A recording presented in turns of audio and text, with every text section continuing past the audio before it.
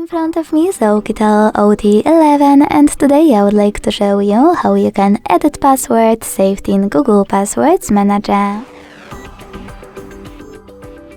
Begin by opening Settings and scrolling down to Access, Passwords and Accounts.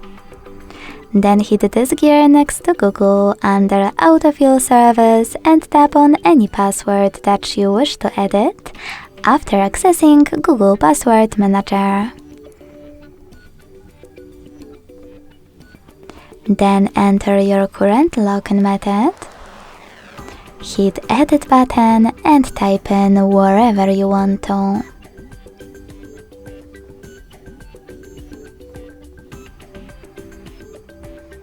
When you finish, hit Save at the top right corner.